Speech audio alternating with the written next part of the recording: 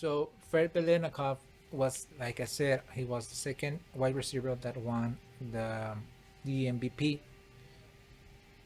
Um, I'm uh, I'm surprised that it took so long to give Ken Stabler his his props, because I wasn't a fan of the Raiders back in the day. I am more or less.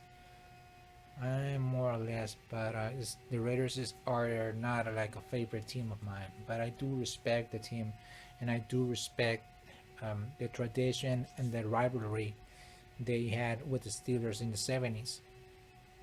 Because in the AFC for 3 straight years, you knew the winner of those two teams were going to win the Super Bowl, and that was the case. The Steelers won 9 and 10, Vikings, Cowboys, and the Raiders won Super Bowl 11 against the Vikings.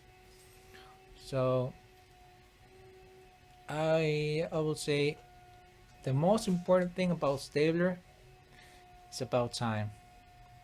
That's all I can say about that. And I'm taking it from NFL.com. I'm gonna put the link so you can read it if you want to.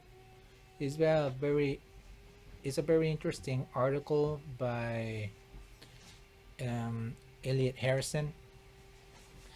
Uh, it's more or less Elliot Harrison, but I do respect some of what he says. The guy that I will say is very deserving, because he is the only owner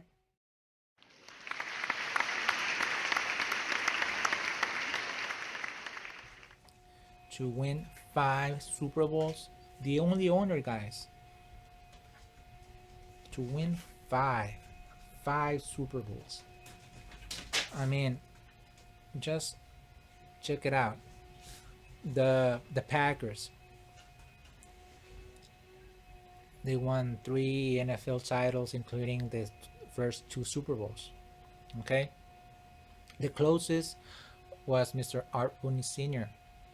He founded the team and won 4 Super Bowls.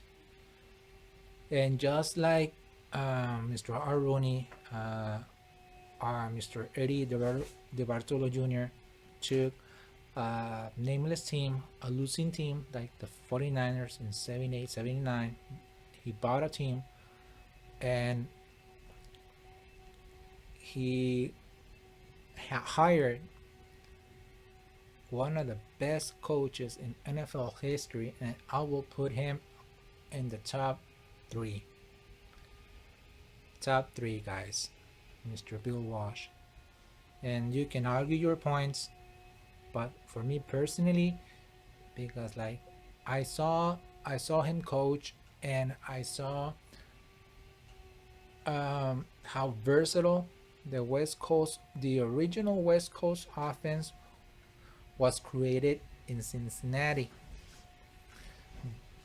But Mr. Paul Brown, like ignorant fool that he was, he let Bill Walsh go, and Bill Walsh took his system, put it with the best quarterback who ever played. That's why I say Joe Montana is better, the best quarterback even than Tom Brady, because he never played shotgun.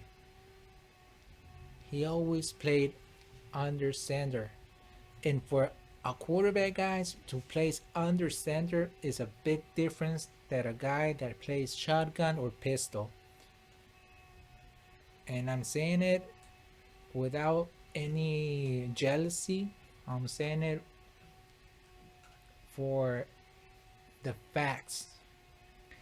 he played in a harder decade than Tom Brady, and he was less than a yeah, I'm gonna say it, and he was less than a bitch than Tom Brady. That's why I don't respect Tom Brady.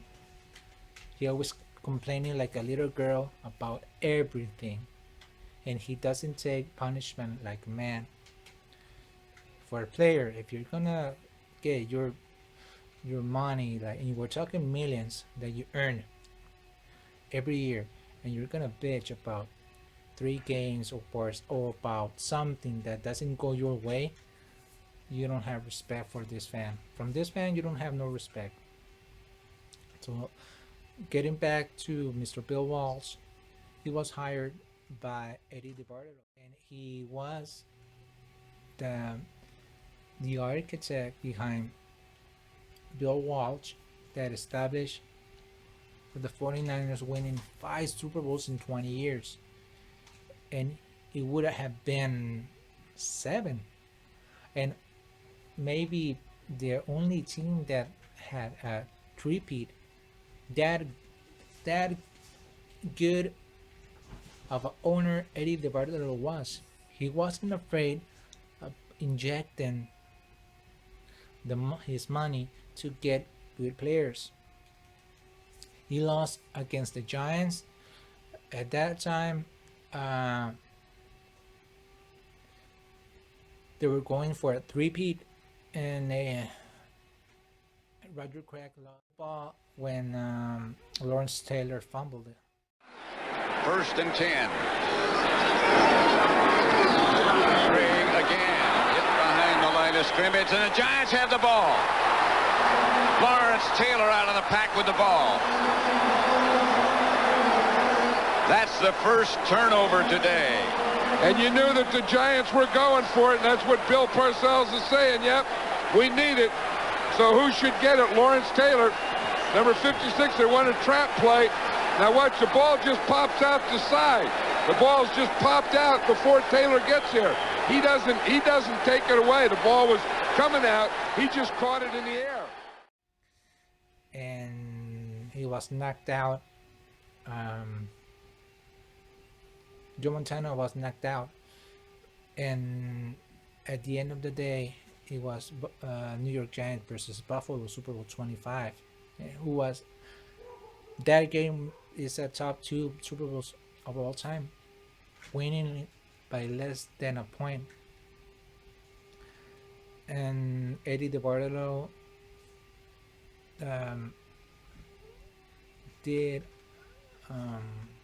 some tough decisions, and getting from Bill Walsh to George Seifert in '89. So give him his props. Eddie DeBartolo maybe he can have his bad choices, but for an NFL owner, he was the best. Until somebody in the NFL, and I hope it's Pittsburgh, but I doubt it, that can win 5 Super Bowls or more with the same owner. It qualifies you to be in the Hall of Fame, no doubt. No doubt.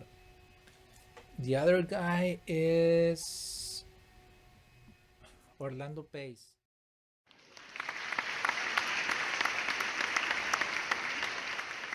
He was an offensive tackle from the Rams and the Bears. He was the first. He was drafted in 80. Orlando Pace. I'm trying to remember that he was drafted in 98 or 99. I want to know because I cannot remember. Oh. Whoa. He was.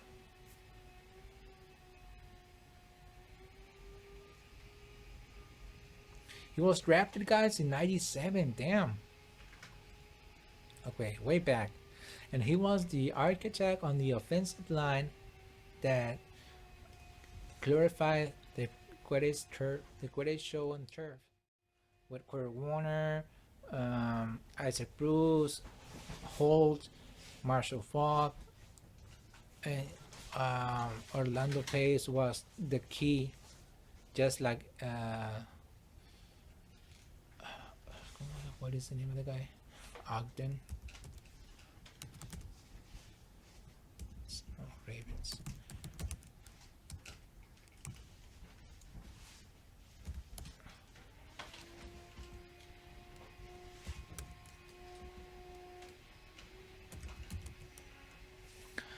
Like Ravens, Jonathan Ogden.